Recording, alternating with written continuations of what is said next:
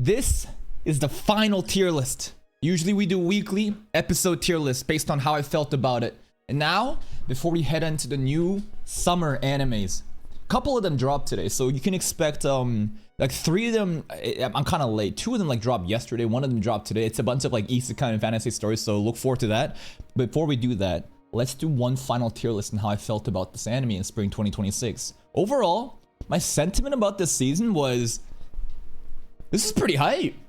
A lot of people are kind of dooming, saying, oh, winter was like the peak of the peak. Frieren Bro, Jujutsu Kaisen, Fate Strange Fake, big, huge titles. And yeah, those were fun. But it doesn't always have to be like absolute, just like production value elite cinema for anime to be amazing like that and have mainstream motion. There's a lot of amazing, great titles here that came out to play, and I enjoyed them a lot. A lot of stories too, right? For example, stuff like this was, even if it's lacking in the animation power, stuff like this, right? The writing, honestly, very engaging. I'd say it was like a pretty decent season overall. Now, let me explain to you the dropped anime. Dropped doesn't mean that like it's a bad anime. It means that like people are not watching on YouTube. A lot of people mistake this concept and immediately say, oh my god, you only care about the money. Listen, you don't get the money if you don't please your audience. When you're making videos and it's not getting views, more likely than not, there is no audience for it. They don't care about those series. So investing more into a topic that your audience doesn't care about is the fastest way to kill your channel. That's why they get dropped. Not because I didn't like it, but because it was just fucking bad. Now, this is bad though, right? After I said that, let me just fucking roast this shit to the fucking... So it's kind of hard for me to actually rate these anime because again, I only got to like episode 2 or 3 or 4.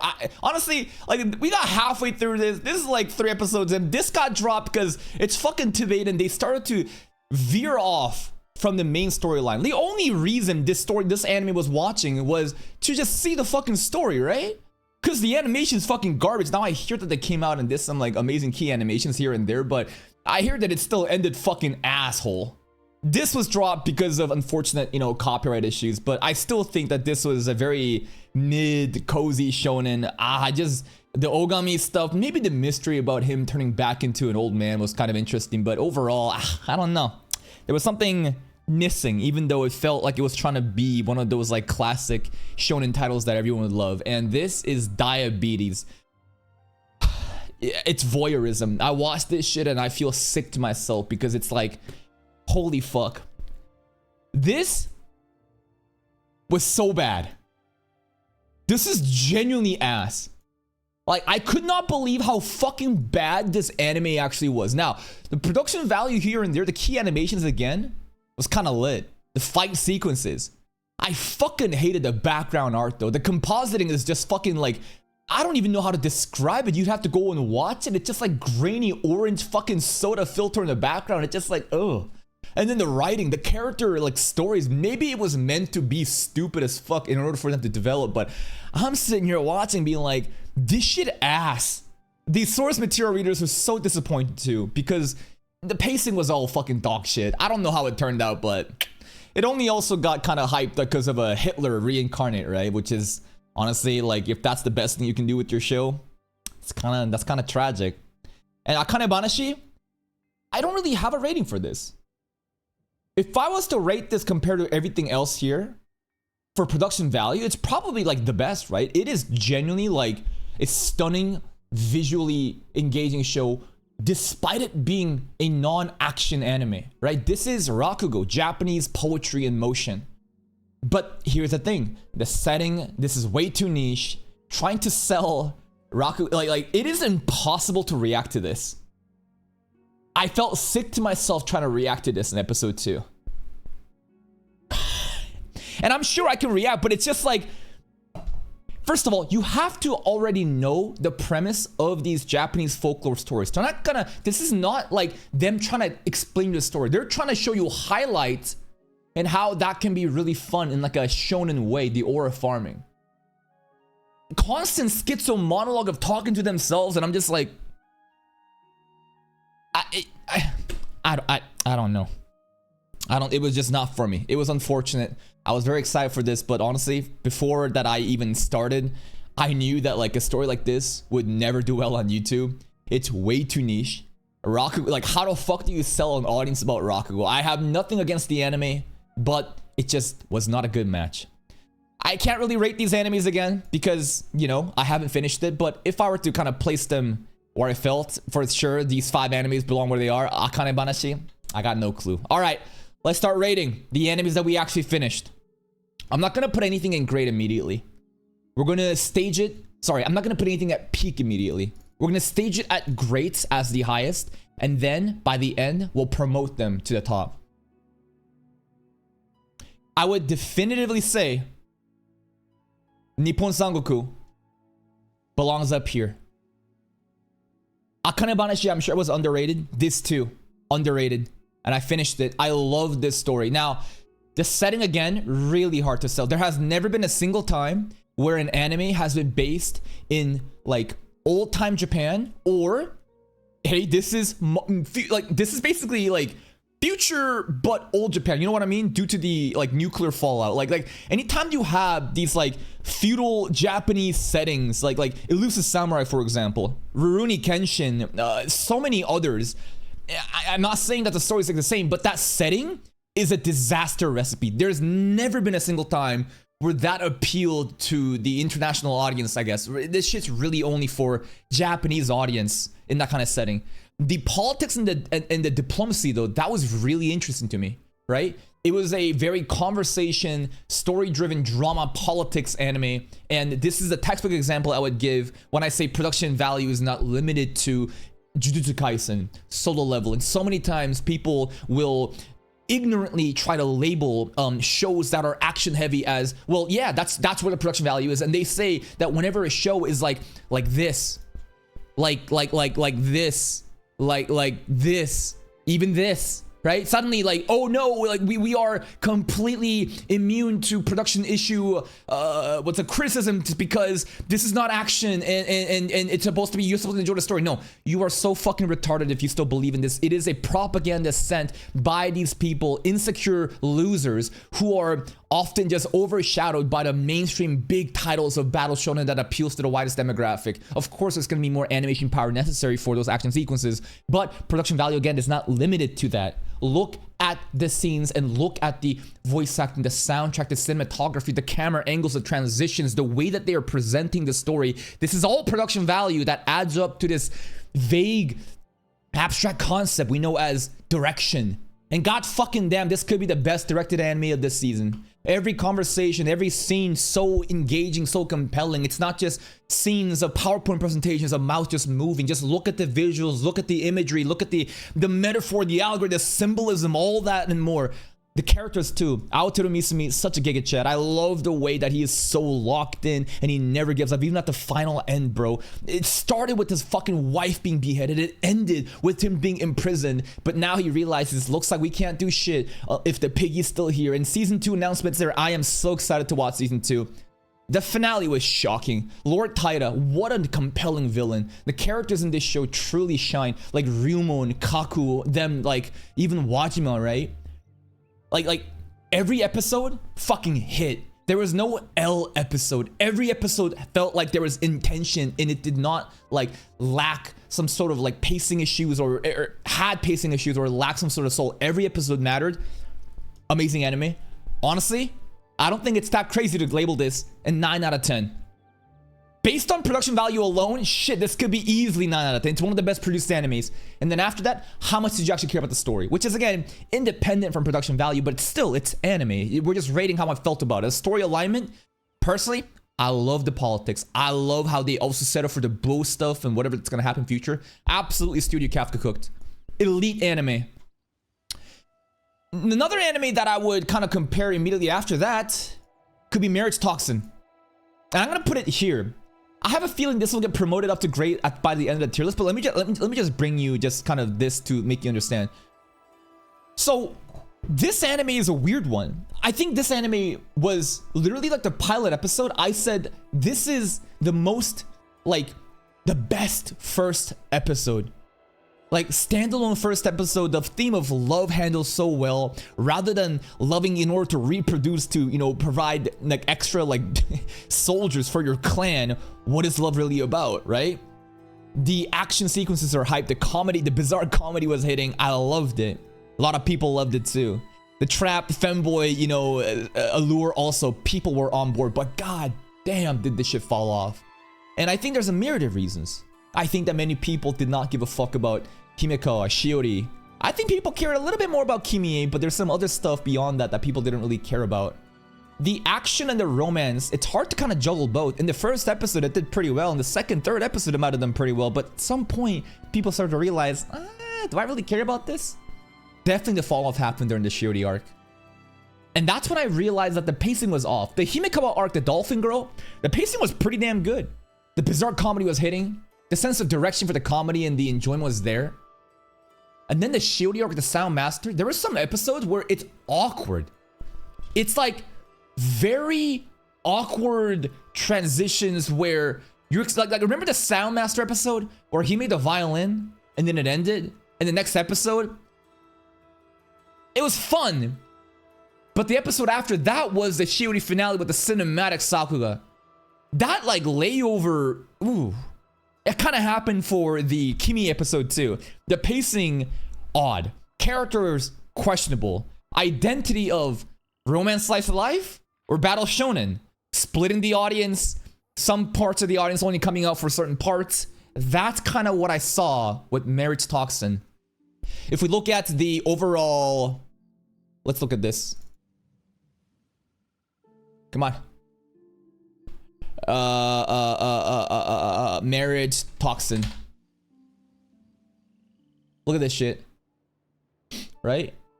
If you look at this shit, what do you see? The fall off is crazy. Started so strong. 25k, she has a penis. 10k trailer. 17k opening.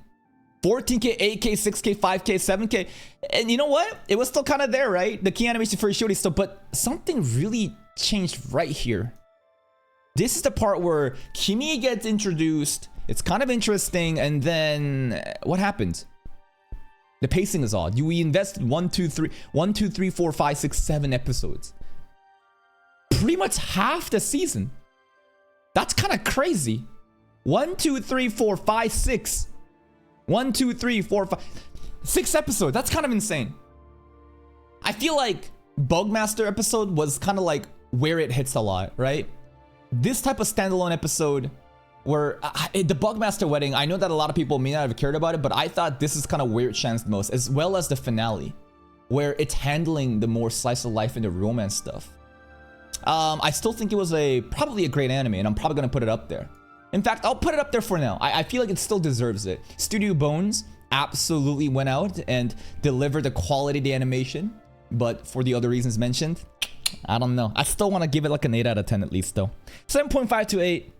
7.8 to 8.3. Somewhere there. Right? Somewhere there.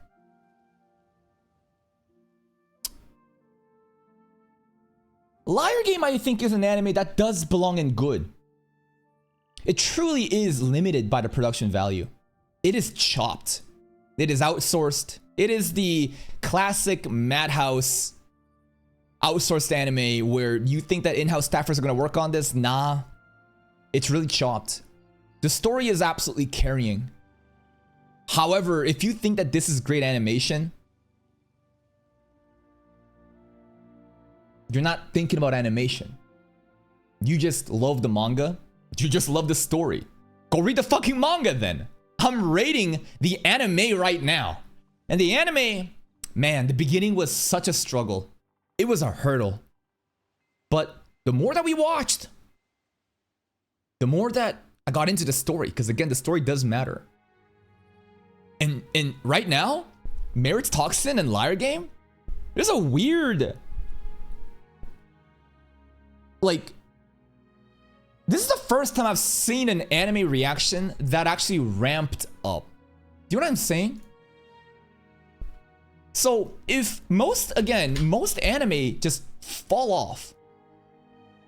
Liar Game kind of like stayed consistent all the way through.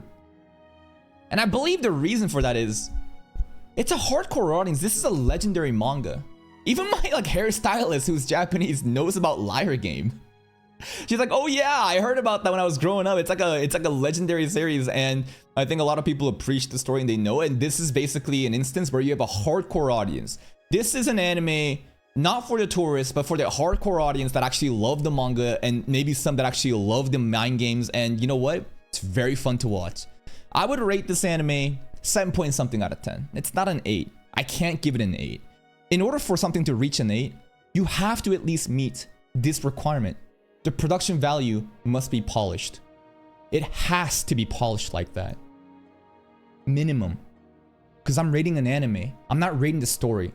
Of course, the story does impact it and matter. And maybe at that point, I'd add a couple more points, 0 point something points. But this is sitting at a pretty 7 to 7.5. I don't want to give it a 6, but honestly, I could see why people would rate it a 6, considering how lackluster the art style, the direction, the compositing, the voice acting, the soundtrack kind of always hits, but that's like a bare minimum. Then everyone does well. The visualization explaining, you know, the rules, imagery, stuff like that is nice to see. Like Jujutsu Kaisen calling games, you know, rule set explanation. They do that a lot here. I appreciate that, but it is what it is. A limited anime that is carried by the story, hardcore audience. I enjoy watching it. 2 cores, baby. We're still watching.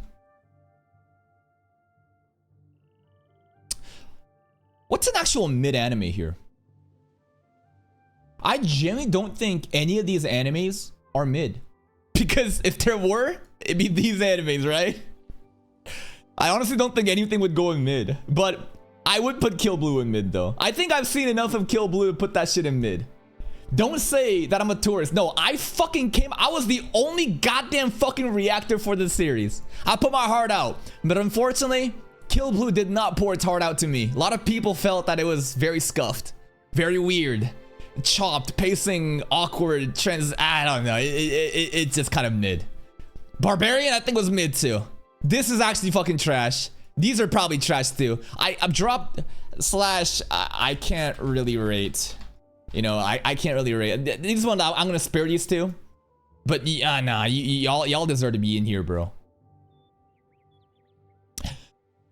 Welcome to Demon School, Iruma-kun.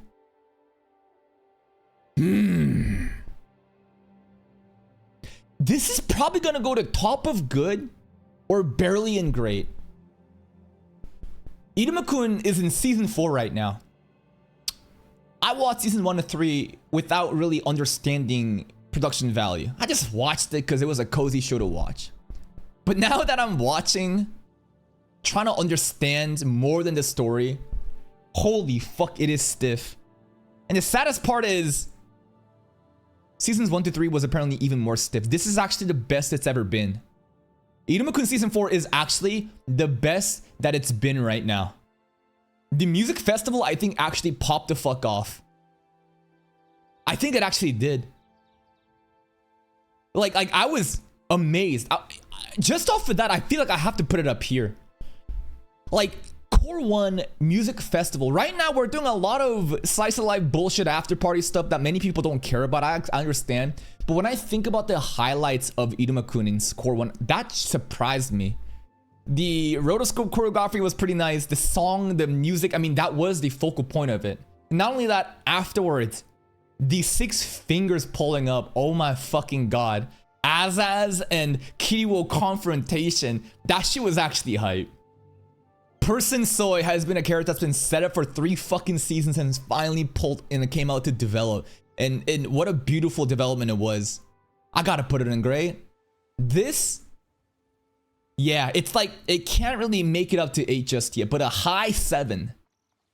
Like a 7.3, 7.8, 7.5 to 8, you know, like barely there. It's kind of like right at there. There is clearly a difference in the quality between this and this, right? But in terms of story, I probably prefer this. To the point that shit, I might just flip it like that. I actually adore Iruma-kun. This has been one, like, if you look at my channel, look at this shit. What is the first video that was ever posted? Episode 3. Why? Because I started Yuruma-kun 2 weeks, like, episode, and that's when my first channel was deleted. Episode 1 and 2 was lost in the archives. We start with 3. And that's where it all started, bro. So, like, there's like a soft spot in my heart. I honestly think this is an adorable show. It's just that the production value is limited. Remember, the number rating that I give is independent from these, like, just like description tag that I give. I could say that something is a fucking 5 point, like let's imagine Tibet was actually fucking peak, but the animation was trash. I would say it's a 5 out of 10. But like at the same time, I could just put it at peak if I loved it that much. Do you know what I'm saying? So like, bear with me in like where I place this shit, but listen to the words that I'm saying. Kuranika! Probably up here. Perhaps even in gray. I think top of good is fine. Again, in terms of production value, this is a romance slice of life. Very light work. Most romance slice of life are very light work, unless it's like Fragrant Flowers, right? Unless it's like Dress Up Darling. This is not mid. If you think that it's mid, I think that you have a very, what's it called?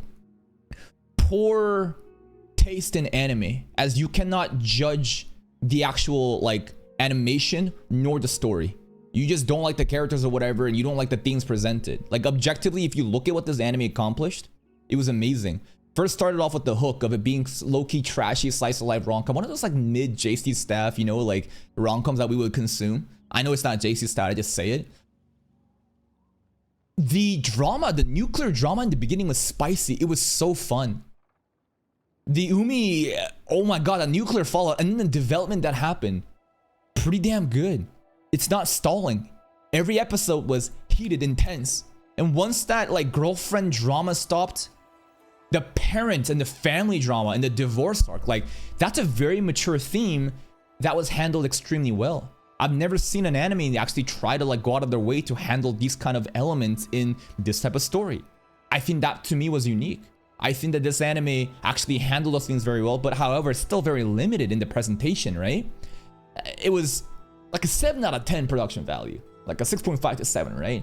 Just character acting is there, not too much though. I feel like Dress Up Darling and Fragrant Flowers, the Cloverworks rom-coms truly just blow this shit out of the water. You can clearly tell the difference.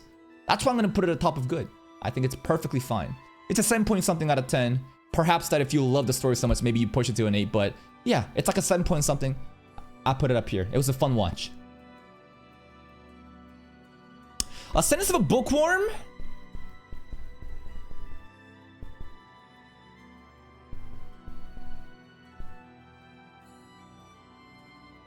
So, I'm gonna put Liar Game ahead of Kuranika because I like this story more.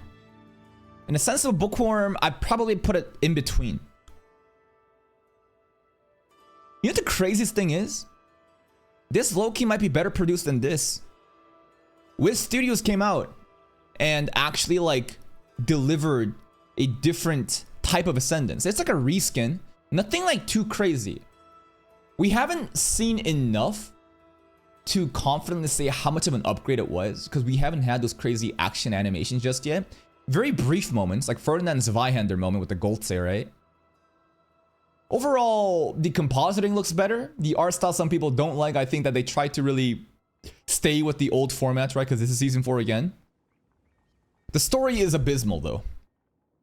Not talking about the contents of the story, but the pacing of the story. Oh my god, bro. You talk about a... I've never experienced a slow burn story like this. We're still in the fucking tutorial, apparently, guys. People have been telling me, nah, trust, bro, it's gonna cook. We've been cooking for 4 seasons now.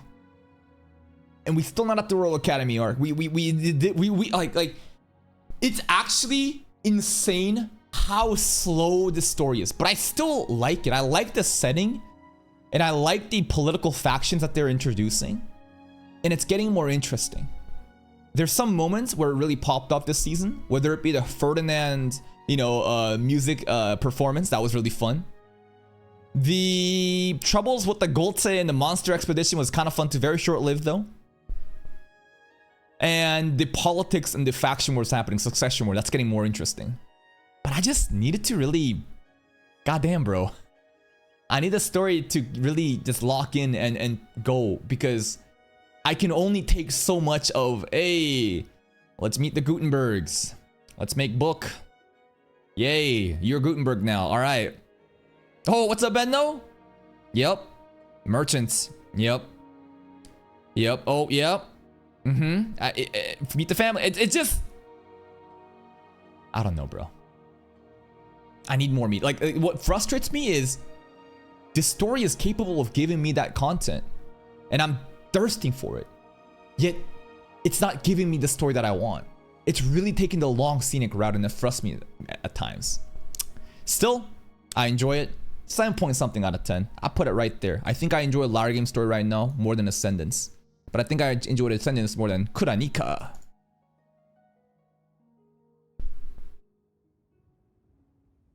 Classroom of the Elite. Not gonna put it at peak just yet. So, this is a bias pick, right? This is my tier list, it's a subjective one. And whenever I have biases, I will tell you. This, in terms of production value, does not compete with Nippon Sangoku. In fact, I wish that it would actually take inspiration from Nippon Sangoku to add into their dialogue scenes. This also had an upgrade this season, just like Ascendance. And same studio, different director. Studio Lurch actually delivered. What really popped off was obviously the Battle Shonen fights that came out of fucking nowhere. That really made the motion.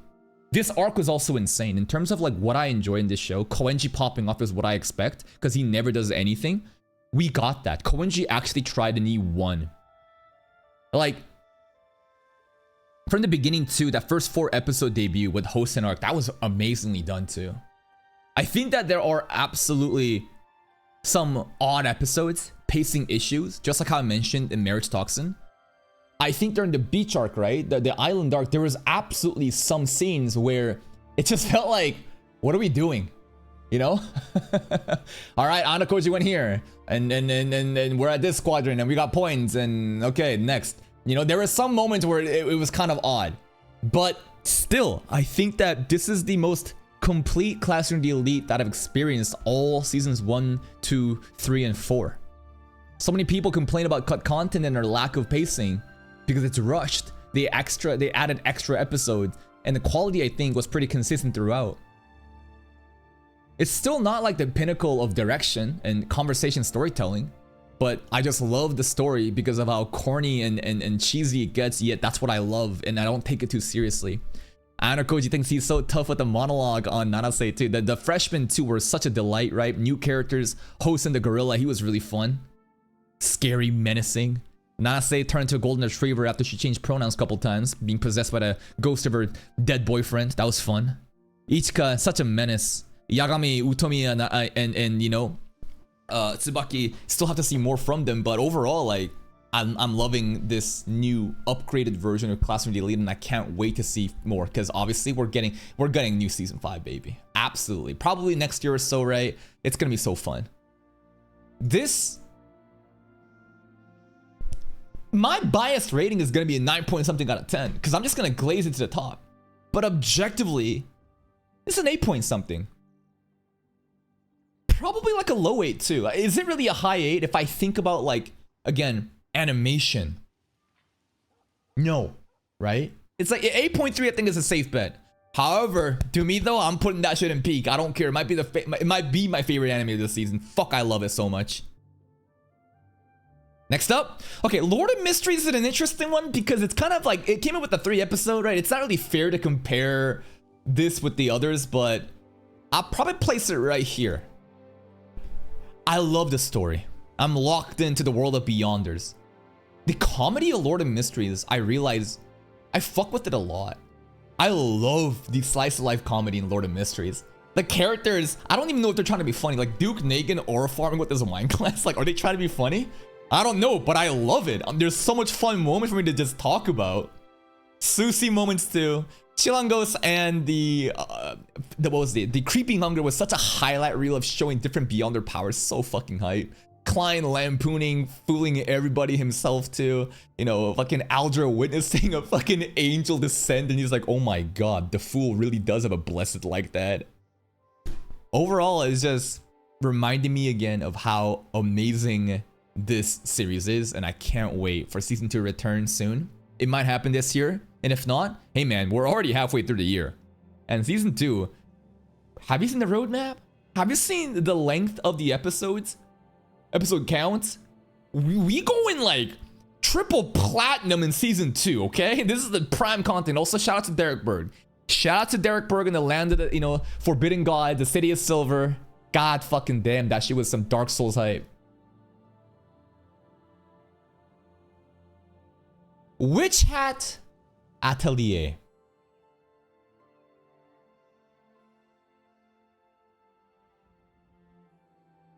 The more I think about this anime, I'm gonna put it here. Yeah, I'm gonna put it here. Why? I think that Nippon Sangoku, actually, I like the story more. It was a more complete show. Now, Witch Hat, it's an unfair judgment because of the Dan situation. Like, one of the worst things you can do in having like the perception of an anime be just tanked is to have a finale that's not a finale. This is basically like Core 1, split core going to Core 2. You know what I mean? Like, this is not season 1, bro. This is Dan season 1 all over again. Calling it season 2, no, this is a split core. This is awkward. Fuck. If it just didn't do that, I feel like it would have such a better place to fucking land. Like, are you serious, man? What the fuck? Sometimes that's how it works, right?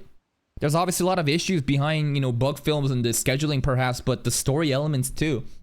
Like, sometimes you just have an awkward arc that just goes a bit too long. And I would prefer them to not rush it. In fact, I think it's better this way, right? I don't want them to rush it just so that we can have a better perception of season 1. But at the same time, the reality is many people were let down. And we're like, oh, that, okay. Kifri was war farming for a bit, that was cool. I want to see what happened to Uni in the Forbidden Magic. This had an explosive start. That Kifri Light Dragon scene, holy fuck. The Verkreek also, Brimcap ore farming scene. Like, again, I read the manga for the first couple of chapters just to see what the comparison is. I don't know why the studio decided to do this, but they're like, you know what? This anime, this manga is gonna get this actual just peak treatment. It is actually crazy how much better the anime is than the manga. Doesn't mean that the manga is bad, but holy fuck, go watch and compare some scenes. You will see actual storyboarding being done. Not just like one-to-one manga panels. Like there's, like again, that episode that I just mentioned, look at the manga panel was so, that was it. It was just simple drawings. And then the anime just cinema. Holy shit. Kifri is such a compelling character. The secrets of the Brimcast and the controversies of memory erasing, I love it. Just a man riddled in darkness and light. Coco, Agate, Tetia, Riche, wholesome group trio. I like Quad. I like Agate's development recently too. I want to see more with the Brimcaps, but they're not giving me the content. I think that this was easily going for a 9 out of 10. Right? Yet, I can't. 8 point something out of 10. 8 point something. It just sucks. Unfair rating. It just sucks that it ended like that and left a bitter taste in everyone's mouth. Ridiculous Reincarnation. Now this is a unique one. This, I feel like I have to create another tier called League of Its Own. I think I will.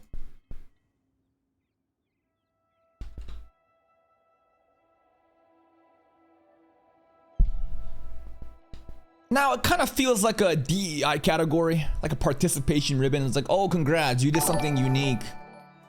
But it's not that they try to just be different. They try to be different and then they were consistent with it. Probably one of the most like ambitious, like truly like one of the most ambitious artistic expressions of isekai anime I've ever seen. Every episode, the art style was evolving, changing. The story too was actually kind of good. Like, and in the beginning, it was just like, all right, let's just watch some Degen Isekai stories. It's so ridiculous. He got reincarnated as a rib because he likes being felt up as a rib for a hero because all the girls are gonna touch the hero. Like, what? He was a sockeye salmon. He was a treasure chest. He was the lock of a treasure. He was a door handle. He was a sapling, a tree. He was a fucking locker room that the girls go to hide in during a zombie fight. It's crazy. And you know what? I'm not gonna lie. There were episodes for sure where the isekai story just did not click with me. I didn't really care too much about these random ass isekai stories, yet it really stuck its landing. The romance story between the goddess and the main character. That's what it was all this time. From the beginning, again, like he got caught up in this shit because the goddess was doing her job and she felt bad, and he then became a dinosaur, and then he became a human, and you know, she never smiled or laughed again, and the creator wanted her to actually feel something. And he went out of his way to try hard. He wasn't just simping. He was, it's honestly like romantic. It's acts like, damn, dude, you really did all that for her. Even like the final story, on his deathbed, he still thought about the goddess, even though he had a wife. And then the wife was like, you were always thinking about some other girl, weren't you? He's like, yo. The production value too, in terms of the quality of the anime, it's elite. Not like on Witch Chat, or like not like on this, not even on like Marriage Toxin quality, but like right beneath there, right? I think this was such a unique anime. I'm gonna put it in the league of its own. I'm glad that I watched it. I'd probably rate it 8 out of 10. I want to give it an 8 out of 10. I feel like it deserves it. Next up. Oh. Needy Girl is another one of its league of its own, huh? Well, this is also a very like different anime. I don't think this is really qualifying for league of its own. I think that this, to me though,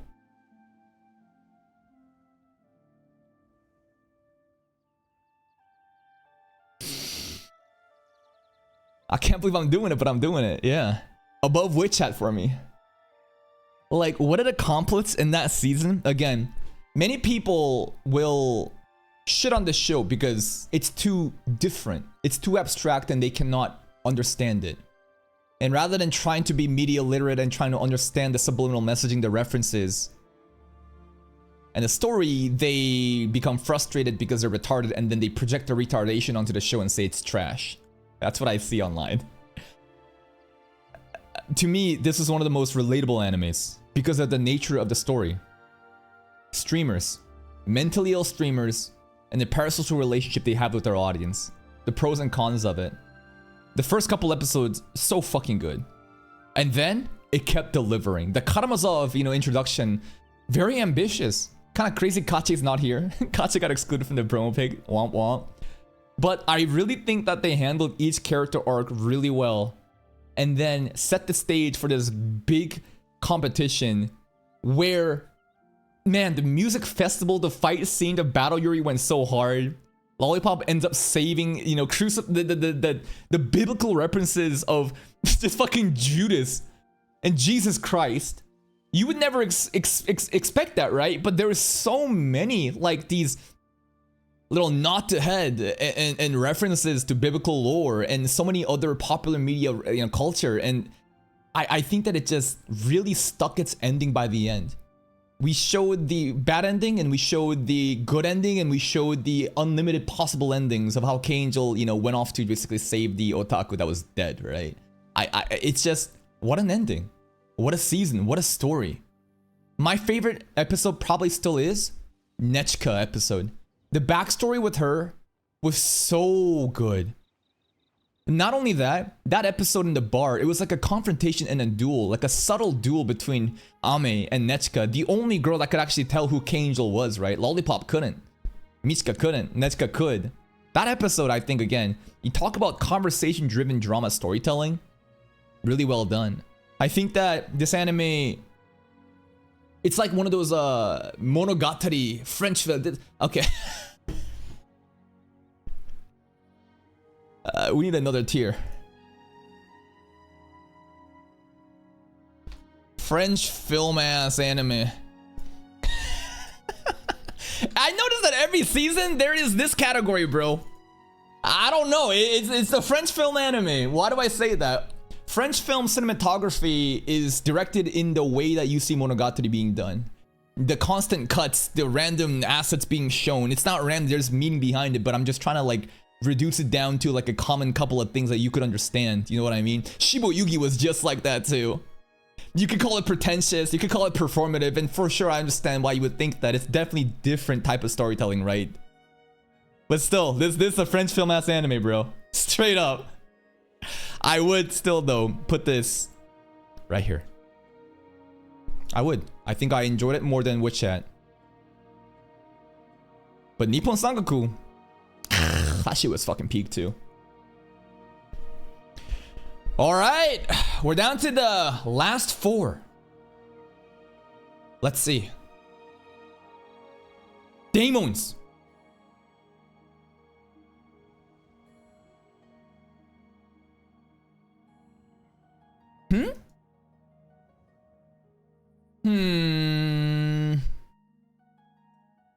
I think that's fine. Right below Witch Chat. I do enjoy more than Iruma and Marriage Toxin though. And another Studio Bones product too. Kind of crazy. Studio Bones have Marriage Toxin and Demons. No, I prefer Demons more than Marriage Toxin. I think that I'm actually like locked into the story and the mysteries of like Seal and Break and Higashi Village. The recent episodes has been kind of like lackluster. I hope that things will really pick up. I saw, you know, really hype shit happening with Ivan and Higashi Village coming up. We just a hiatus, right? 2 cores, we're going in, baby.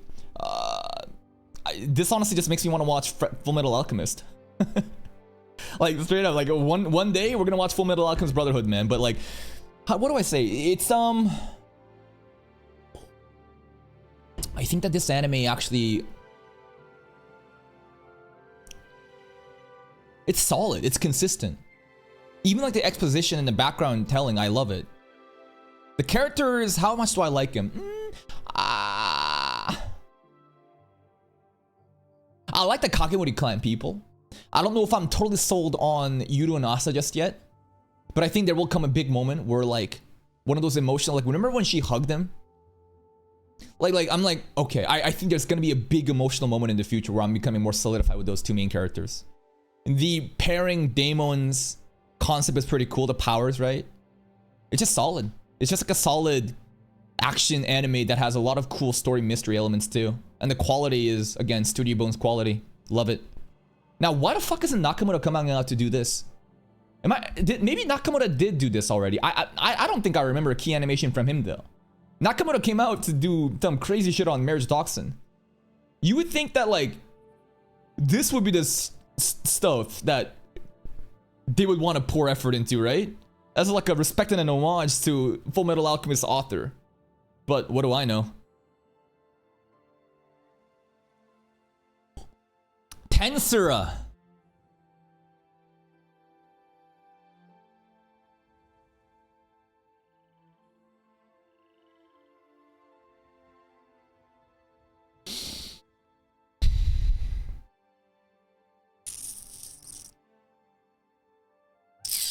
Right there. Right there. Right there. I think that this is a great sign for Tensura. I think that this is an amazing, like if you're Tensura enjoyer and you were worried about the momentum, the overall perception of this series, because of what happened in season 3, what happened? Tables happened. Lack of directing happened. It was a slog. Not only is the story chapters, the arc that we're in, extremely slow and dealing with politics and debate. Again, I don't buy that excuse. This is politics and yapping. This is all yapping. Hell, this is yapping too. It doesn't mean that it needs to be just, you know, there's no direction. There's no like engaging, dynamic, like storytelling done. It's just very standard. And at that time, Bandai Namco Production Committee and 8-Bit Studios, the anime studio, juggling so many different projects. Blue Lock, Mahoka, Tensura. And honestly, all 3 of them fucking suffered in my opinion. They were doing way too much with too little. Fuck, that was annoying. But this season, Man, the Yuki stuff. So when I think about this season of Tensura, the Council of the West meetings was pretty fun. The crash that happened, yeah. The early parts of the dungeon stuff though, fuck, let me get me out of here. Right? Get me the fuck out of the dungeon. After the Council of the West stuff, the excavation, I didn't know what to really expect from the excavation. I was really enjoying the Maribel, like, you know, monologues though, and the way that she was like orchestrating everything. But my fucking god, the thing that really got me locked in was the Yuki scene, right? Yuki versus Rimuru, Yuki versus Maribel, Rimuru versus Maribel. God fucking damn. And the more I realize, when I look at this picture, what do you see? Yuki's right there. The promotional picture was telling us the story this entire time. Yuki literally has us in the palm of his hands. Rimuru's too distracted with Maribel, but Yuki looms overall as the fucking puppet master. Like, I felt like chills, genuine chills. I felt like he was an antagonist that actually matters now. Up until this point, I never took him seriously. He's doing some shit behind the scenes, pulling some strings, right? Hinata and the Eastern Empire, so okay. But what is he really about? Oh, he can do all that. Anti-skill is insane. His speech to Maribel about like, with your ambition, you could never surpass me. Like, perhaps if you were born 10 years earlier, if you came here 10 years earlier, right? Maybe something would be different. But like, I'm in your generation. My greed surpasses yours. Like, oh my fucking god. That last part, the direction, I felt the aura. I genuinely did. That got me just so hyped up. And then we wrapped up Tensura with like a pretty wholesome, emotional, you know, like Milim's entire tragic backstory now redeemed. Everyone's celebrating, things are looking good, and now we're headed off to Core 2. This is I haven't been this excited for Tensura in a long time. Very happy about this show. 8 point something out of 10. Wistoria?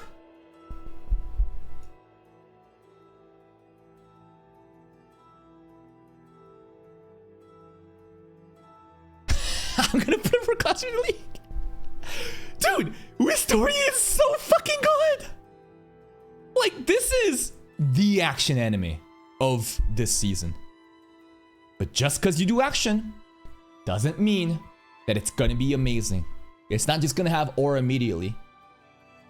Look at this again. Look at this. People like to say, just because you have action, somehow you're carried by the production value. And for sure, Wistoria quality is much better than these. Well, then I bring you, I guess, Marriage Toxin, right? Or even Demons. They have extremely good quality, you know, in Tensura too, they do. Wistoria though, what's special about it? It's just the author's way of creating these scenes where everyone is witnessing Will's greatness pay off. The underdog story, he does it so well. Author of Danmachi, right? Classic bread and butter. That's their like specialty. The romance is also very fun too. The rom-com, the slice of life. The characters are lovable too. Every one of them. And the fucking Magia Vendor showdown at the end to conclude season 2. Fuck, that was insane. Wistoria probably could be one of the best produced animes of this season. Like, if I were to compare side by side, these two are kind of like the representation of the best action sequence anime production value and the best conversation drama driven storytelling production value anime. You know what I mean? I think these two are kind of like that. I'm excited for next season. Wistoria season 3 is already under its way. I'm just so happy for this shit. Now, what's fucking annoying is every Wistoria reaction gets fucking claimed. So I'm not really making that much money off of Wistoria. Basically, I have like, look at this shit. Like, basically, I have about like 12 hours, you know? I have about like 8 to 12 hours to make money off of the ads, and then it gets shut off because it gets manually claimed. Now, I appreciate it, right? I appreciate that you're not striking me, you're not blocking it. Why? Because corporations don't want me making money off of their content, and it is what it is. At the end of the day, it is what it is, but the fact, Wistoria viewership is truly insane. I think it truly shows how many people fuck with this anime so much, man. Episode of the Millennium is crazy. Albus Wiz. Episode of the history of mankind. Okay. Next up. Finally, ReZero. ReZero? I think it definitely goes up here. Now, let's talk about this. This season of ReZero has made me realize how shameless, how annoying, and how much I fucking hate this fandom. Whether it be the retards that's backseating me about PBs and spoilers when nothing's spoiled. It's literally just like this basically, most of the fandom is great, but it's always the vocal minority. And I'm starting to realize how fucking obnoxious and just annoying these fucking rats are. Like, they just yell and yell about how fucking peak everything is without letting the anime onlys experience it and come to their own judgment. These are light novel readers that have read the story for its greatness. For sure, I recognize that. But then what they do is they have an agenda that they walk backwards from. They don't even let this shit play out. They already say it's the best that it's ever gonna be, and then gaslight you into like thinking it's that. And not, what does that do? It raises the bar and the standard expectation so high that it's gonna feel underwhelming. If you ever criticize it and say that this is a lackluster presentation and story compared to, let's say, this, because like right now, just again, if you think that Nippon Sangoku and ReZero, these are similar in the storytelling. Now, ReZero is more about psychological thriller, right? Mysteries and stuff. Nippon Sangoku is like political debate, but it's still, I'm talking about the presentation of the story, of the conversation-driven drama. If you think that ReZero is better, you don't watch anime. You are a blind glazer. That's basically season 2 Natsuki Subaru. This is who you are. Like, where is he? Season 2 Natsuki Subaru High School. You are this guy. Like, genuinely, no one likes you. You're so fucking annoying. Also, this is AI. You're so fucking annoying. You're the loudest and the most confident, telling everyone in the classroom and everyone just like, shut the fuck up. And you know what? The more I think about it, the more I realize, yeah, of course you're gonna be like that. This is your favorite story. You probably relate to this fucking loser incel. He's not really an incel. But you probably relate to this like fragmented, like flawed character who does get the development leader. But the more I think about like what type of people are just the loudest and the most bold about this shit, holy fuck, it makes me actually start hating the show. Now, I'd never let a fandom ever impact my perception of a show because fuck them. Like, I don't care about your opinion, but it's just when I'm a content creator and I get these fucking retards coming in just yelling and spamming, it's the greatest of all time, the more that I just want to shit on this and just be real with you because god fucking damn, bro. Let people come to their own conclusion. Stop fucking overhyping this shit and then only for this shit to be let down. This is an overrated anime. This is an overrated season. And this is a hot take many people will never be able to acknowledge. Why? Because it's the fucking popular thing to just say it is the greatest season of all time. I think season 1 blows this out of the water. Season 4 hasn't even completed. It's just core 1. I think season 4 is like right up there with season 1 though for me. But if you're gonna tell me that these episodes are all fucking like 10 out of 10s, what are we talking about? Recency bias. Holy fucking inflation. It's so dishonest. It's so fucking disingenuous. It's so fucking annoying, bro. Straight up. Like, I want nothing to do with these fucking retards that have no ounce of honesty. Nothing about, like, actually going in with an open mind and experiencing and having, like, an opinion of your own. No, it's all pre-made opinions, walking back from a fucking goal they've already made up in their minds, because these are not anime watchers.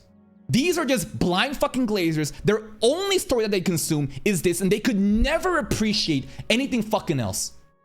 Straight up. That's how I feel about it. You know what? Yep. All right, now let's do this. Let's start promoting. What should go in peak?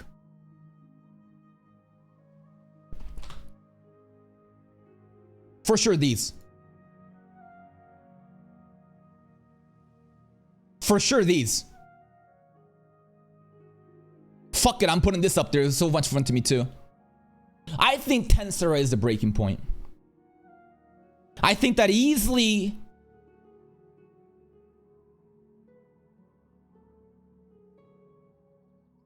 Yeah. The more I think about this, the more I just appreciate the show, man.